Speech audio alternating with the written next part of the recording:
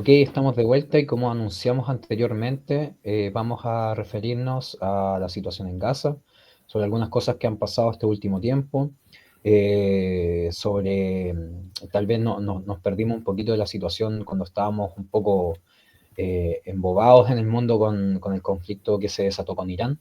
Pero antes de eso vamos a revisar un apoyo gráfico, un videíto con algunas cosas bien interesantes que igual habría que corroborar, pero lo vemos y después lo comentamos. De Netanyahu con un mapa casi de escuela donde se veía parte de la Patagonia Argentina. ¿Esa foto es real? Sí, a mí me la pasaron rápido porque saben que andamos detrás de esos temas y entonces yo lo que hice fue ir a ver la publicación oficial de Presidencia de la Nación. Ahí estaba publicada. Entonces, si tiene algún truco que nosotros no hayamos comprobado ni nada, en realidad no es relevante. Lo importante qué es lo que se publica dentro de Presidencia. Y nosotros tomamos la foto porque la usamos como portada de una charla en YouTube de Data Urgente, eh, la foto que tomamos desde ahí. Y ahí está, se ve en una reunión donde está el presidente Milei y parte de su gabinete. Enfrente está el primer ministro israelí, Netanyahu. Hay que decir que el verdadero apellido de Netanyahu no es Netanyahu, es Mileikovsky. El verdadero apellido de Milei es Mileikovsky. Son familia. Estas cosas no son casuales. O sea que era la foto de una reunión familiar. Mileikovsky, Mileikovsky. Perdón, Sí, dale. ¿son familia en relación a herencia de apellido o realmente hay algo que los vincula Hablé con una persona que estudió el árbol genealógico y me dijo que sus abuelos son primos. wow, es importante entonces.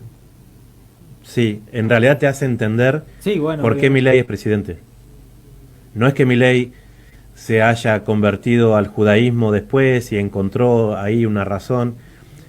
Milei es el primer presidente que es una creación israelí para la República Argentina. No es un presidente sionista como puede ser Trump. No es un presidente sionista como puede ser Macron. Que aprovecho a mencionarte dos que no son judíos. ¿Sí? Se puede ser sionista, no necesariamente hace falta ser judío para eso, y ahí hay dos ejemplos. La diferencia con Argentina es que Milei es una creación 100% israelí para este país. Ok, la semana pasada comentamos el viaje que hizo Javier Milei a Israel en el marco del recibimiento de un premio, un galardón que se llama Génesis, que consta, ya no recuerdo bien, pero $1 millón, si no me equivoco, es el premio. Y es en este contexto en el cual sale en redes, en algunos portales de noticias, una foto donde se puede ver a Javier Milei, a Netanyahu en una mesa, en una reunión, ¿no? Junto a otras personas, un cuerpo diplomático de ambos países, y se nota una fotografía en manos de Netanyahu que muestra y señala así como bien marcado, delineado, ¿no? La Patagonia Argentina. Bueno, la Patagonia, en verdad. Y esto, claro, da para muchas especulaciones respecto a los planes que tendría el sionismo y cómo miraría la Patagonia como un posible destino eh, de la, de de interés para el desarrollo del Estado de Israel. Eh, no sé si quieres agregar algo, Juan. O sea, bueno, primero tenemos que tener, digamos, la consideración de que esta es una información que está entregando un periodista, pero que obviamente tiene que ser contrastada, porque dos apellidos pueden ser similares y en el caso más encima de estos apellidos que han pasado por tantas modificaciones durante los años, obviamente esa vinculación genealógica de la que hablan, habría que, digamos, obviamente verificarla. De ser así, claro que estamos hablando de algo bastante complicado, porque estamos hablando de que Benjamín Netanyahu viene de digamos, de la comunidad judía askenazic, posicionada, digamos, en Europa Central y parte de Alemania, Polonia, etcétera, que es una comunidad judía que se caracteriza por ser muy racista.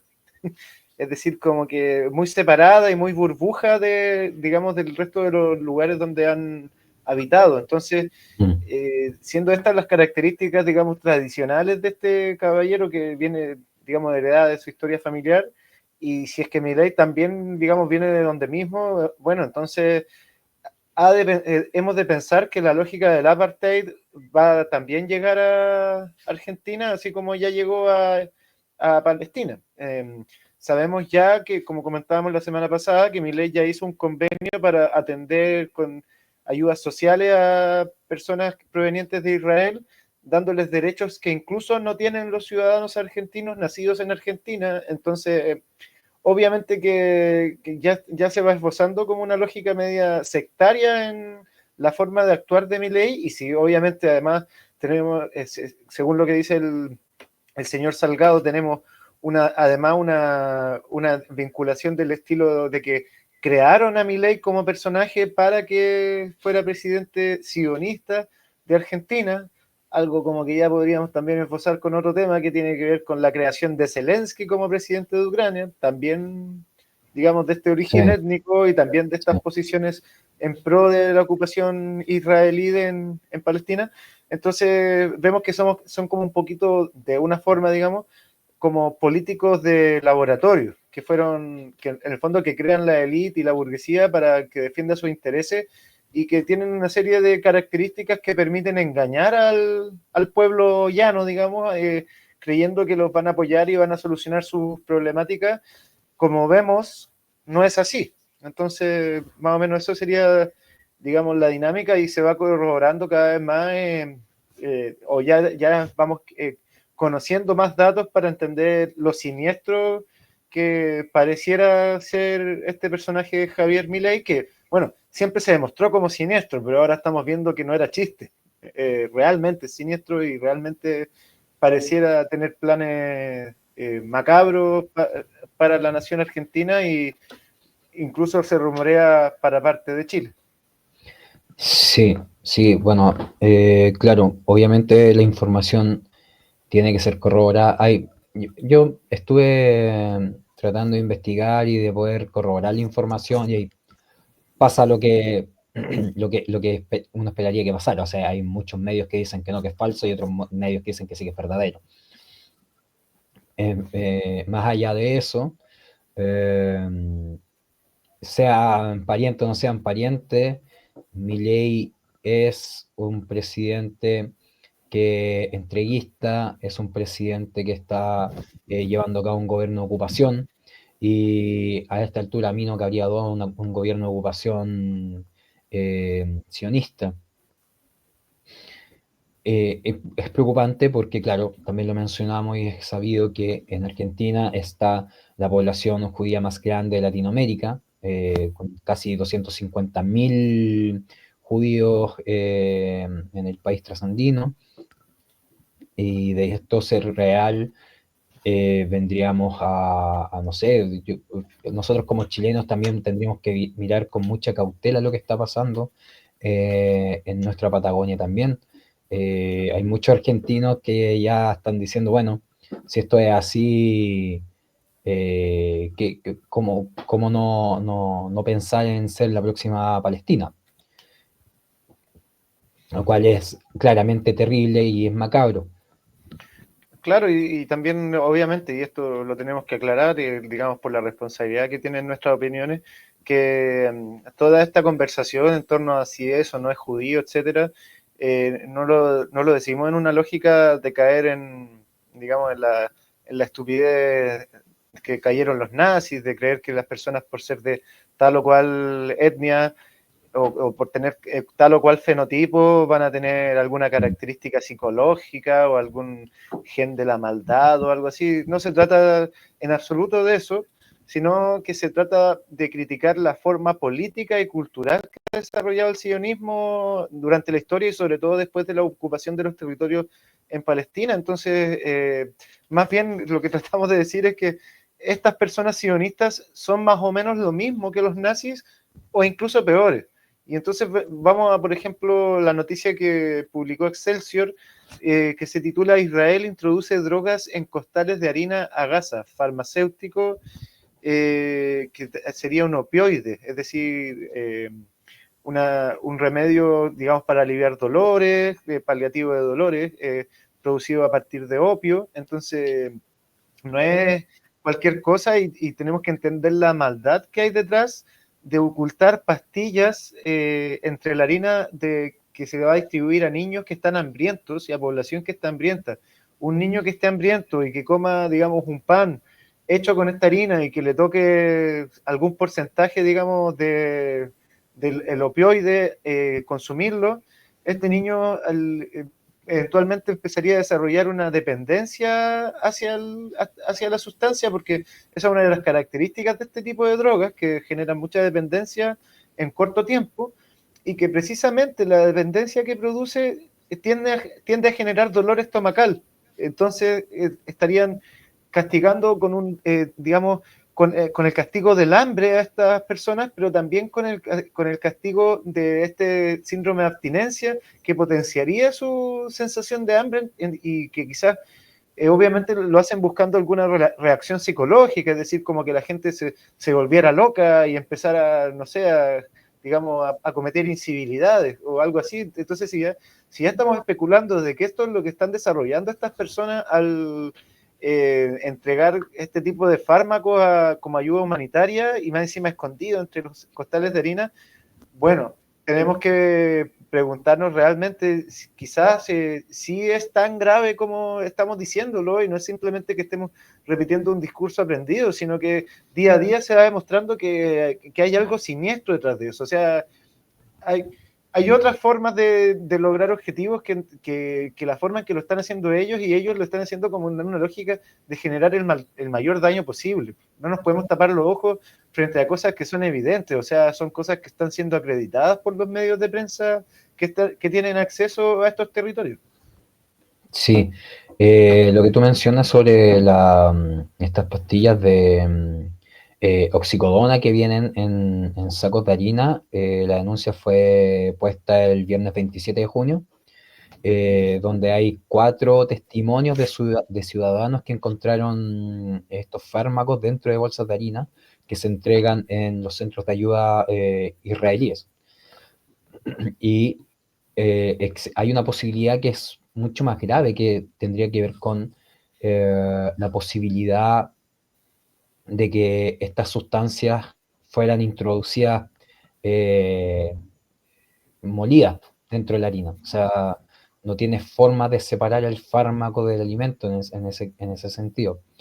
Si esto fuera cierto, se podría considerar como un arma química camuflada, que claramente busca romper cualquier tejido social que exista en el pueblo palestino y ya enfermar a la población de una forma demasiado retorcida. Claro, o sea, por ejemplo, entre los efectos secundarios que tiene esta sustancia, podría generar depresión respiratoria, alucinaciones y muerte. Es decir, prácticamente envenenar a personas que ya están en una situación de salud muy difícil y muy deplorable, y aumentar, digamos, el daño y el dolor que se está sufriendo. Entonces, bueno, en el fondo quedamos sin palabras frente a la dura realidad, porque nosotros podemos hablar muchas interpretaciones de las cosas, pero tú cuando tienes mira la terrible estadística de 109 convoyes de ayuda humanitaria de la ONU que trataron de entrar a la Franja de Gaza por el cruce Kerem Shalom.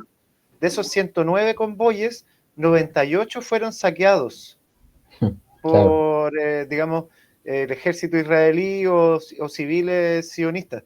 Entonces, no es que estén saqueando algunos convoyes, que están saqueando prácticamente el 90% de la ayuda humanitaria que llega, y esto además siempre escudándose en que supuestamente esta ayuda humanitaria sería desviada para fortalecer a Hamas, digamos al brazo armado de Hamas, cosa que incluso aunque fuera en parte cierto, Hamas no se podría comer toda esa harina, igual tendría que distribuirla a la población hambrienta. Entonces, digamos, es una lógica de no colaborar con lo más mínimo que tiene que ver con la pervivencia humana. Es decir, si es que imaginémonos en una situación que incluso jamás se queda con toda esta harina.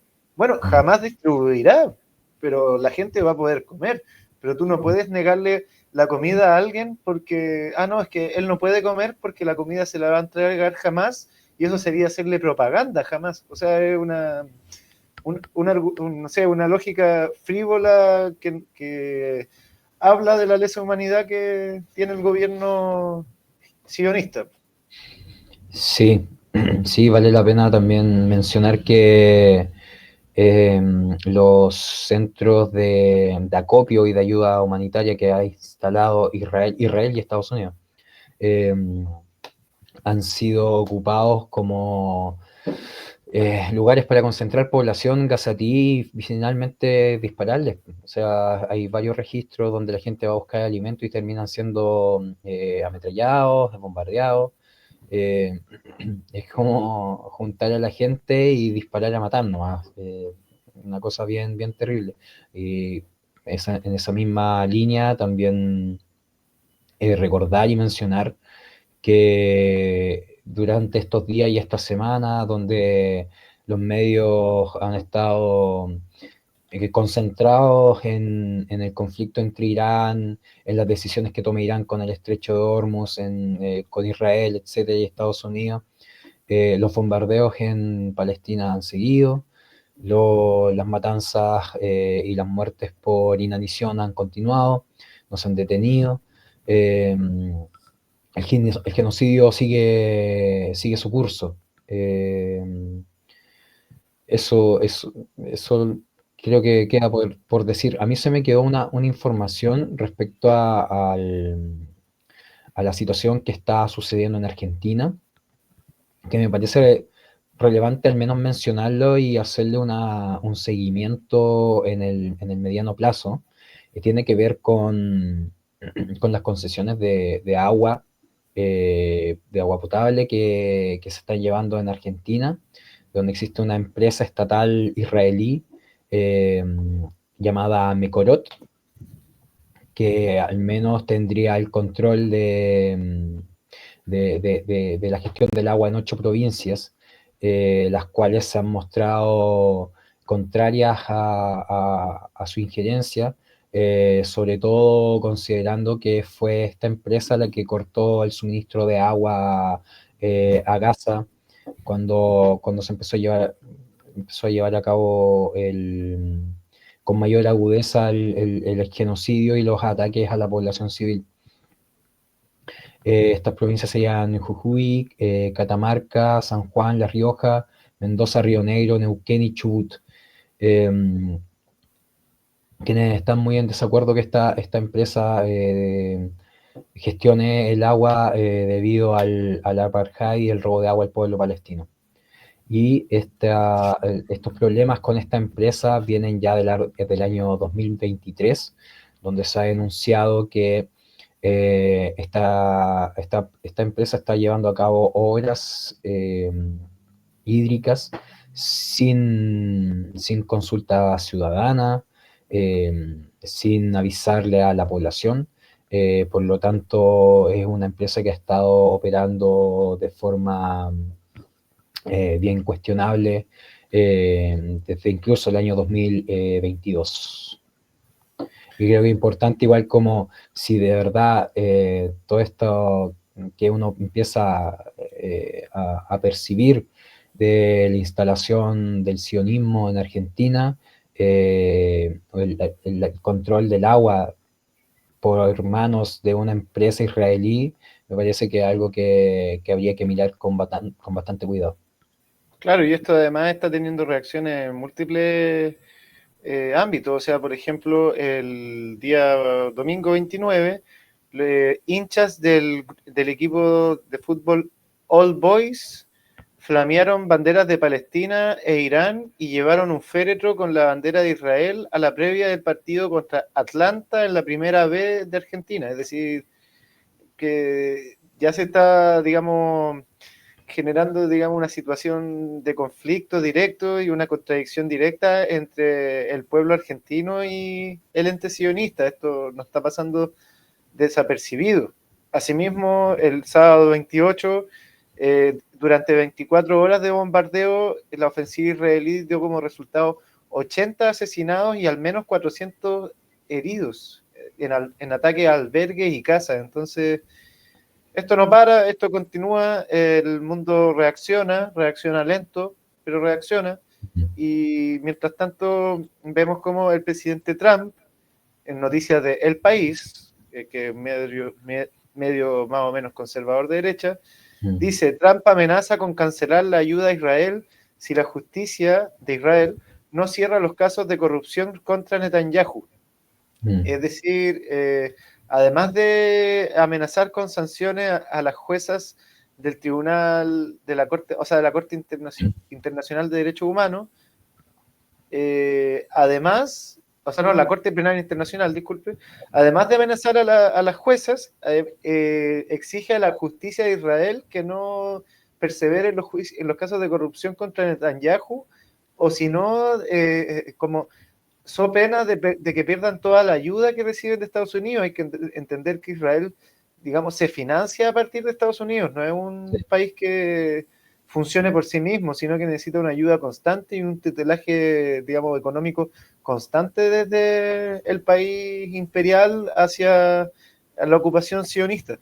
Entonces, vemos cómo seguimos en la lógica de evitar los castigos y de continuar, digamos, la protección a los criminales de guerra, y se continúa con la impunidad en torno a este tipo de situaciones. Pues esperemos que pronto cambie, y vayamos viendo cambios más concretos y reales en la situación en Palestina, pero en este momento, más allá de lo que ocurrió entre Irán y Israel, la situación humanitaria y de genocidio continúa y continúa con tanta fuerza o más fuerza que antes. Roberto, no sé si continuamos a un bloque musical.